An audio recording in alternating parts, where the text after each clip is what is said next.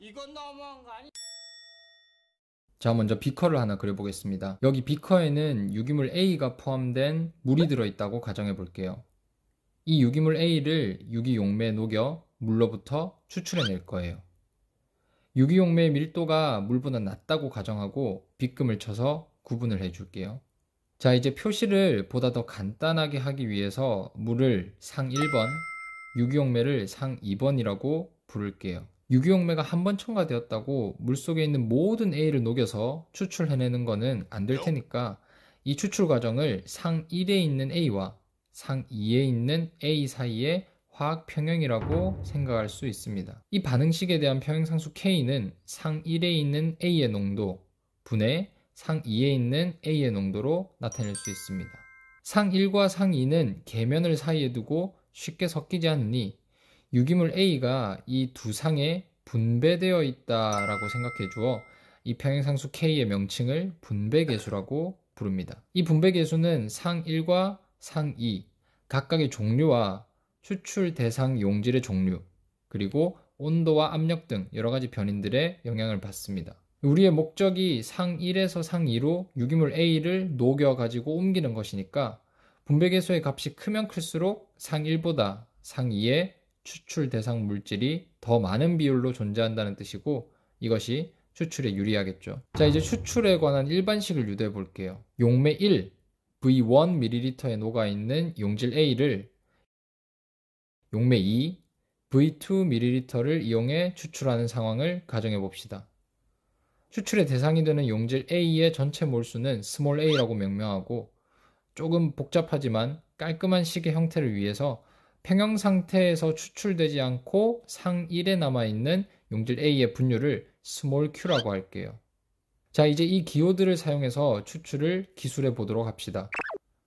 추출에 쓰일 용매 2번을 넣기 전 상 1번에 있는 A의 양은 스몰 a고 당연히 상 2번에 있는 A의 양은 제로겠죠. 그럼 용매 2번을 넣어주고 추출이 진행된 후에는 어떻게 될까요? 추출되지 않고 상 1에 남아있는 용질 A의 분율이 스몰 q였으니까 추출 후에 상 1에 남아있는 용질 A의 양은 스몰 q 곱하기 스몰 a일 것입니다. 그럼 상 2에 녹아 들어간 용질 A의 양은 스몰 a 마이너스 스몰 q 곱하기 스몰 a, 즉 1 마이너스 스몰 q 전체에 곱하기 스몰 a로 정리할 수 있겠군요. 용매들의 증발과 용질의 이동에 따른 부피 변화를 배제한다면 상 1에 있는 용질 A의 몰농도는 V1분의 QA, 상 2에 있는 용질 A의 몰농도는 V2분의 1-Q 곱하기 A가 되겠군요. 이렇게 표현한 몰농도를 분배계수에 넣어주고 이를 스몰 q에 대해서 정리를 하면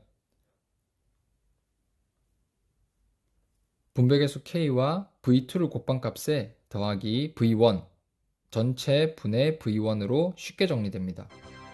이때 최초 용질의 양인 스몰 a는 식에서 약분되어 사라지게 되니까 Q는 분배계수와 두 용매의 부피에만 의존한다는 점을 확인해 주세요. 우리가 스몰 q로 표현했던 평행 상태에서 추출되지 않고 상 1에 남아있는 용질 A의 분율, 이것은 이제 조금 복잡해 보이지만 K V2 플러스 V1 분의 V1으로 정리되었습니다. 두 용매를 분리한 후 아직 추출 대상 용질 A가 남아있는 상 1에 용매 2 V2ml를 추가로 가해서 추출을 한 번 더 진행하면 어떻게 될까요?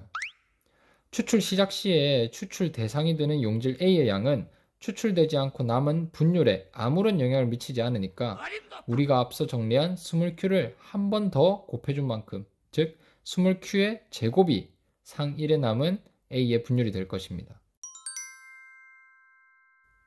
이를 일반화해 볼게요. 용매 1번 V1ml에 녹아있는 용질 A를 용매 2번 V2ml를 이용해 N번 추출하는 경우에 추출되지 않고 상 1에 남아있는 용질 A의 분율은 스몰 q의 N제곱이 되겠습니다. 이는 곧 K V2 플러스 V1 분의 V1 이것의 전체에 대한 N제곱이 되겠군요. 이렇게 우리가 일반식을 유도해냈으니 이제 구독자분께서 질문해 주신 내용에 답변을 하기 위해서 간단한 문제를 하나 설정하고 풀어보도록 하겠습니다. 임의의 온도, 압력하에서 용질 A에 대한 물과 톨루엔 사이의 분배계수 K는 3이라고 가정하겠습니다. 농도가 0.010몰 농도인 A 수용액 100ml를 톨루엔으로 추출해 보겠습니다. 이때 두 가지 상황을 가정해 봅시다. 첫 번째는 500ml 톨루엔으로 한 번만 추출을 트라이 하고, 두 번째는 100ml 톨루엔으로 총 5번에 걸쳐 추출을 트라이 하겠습니다. 추출에 쓰인 톨루엔의 양은 두 경우 모두 500ml로 똑같은데 추출 결과도 과연 똑같을까요? 첫 번째 실험에서 추출되지 않고 물에 남은 용질 A의 분율 Q1은 0.062로 계산됩니다. 두 번째 실험에서 추출되지 않고 물에 남은 용질 A의 분율 Q2는 0.00098로 계산되네요. 분율 0.062는 백분율로 약 6%, 0.00098은 약 0.1%라고 할 수 있겠습니다. 최초 농도와 A 수용액의 양을 통해 최초 A의 몰수를 알 수 있고 퍼센트가 구해졌으니 추출되지 않고 물에 남아있는 A의 양과 추출된 A의 양을 모두 구할 수 있겠지만 그게 우리에게 중요하진 않죠. 500ml를 한 번에 때려박고 추출했을 경우 물에는 아직 6%나 추출 대상이 남아 있습니다. 하지만 이를 5번에 나누어 100ml씩 5번 추출했을 경우에는 물에는 고작 0.1%만의 추출 대상만이 남아 있다는 사실만으로 구독자님께서 질문하셨던 내용에는 충분한 답변이 되었을 것입니다. 아주 좋소. 이렇게 개떡 같은 글씨를 끝까지 봐주시느라 고생하셨습니다. 감사합니다.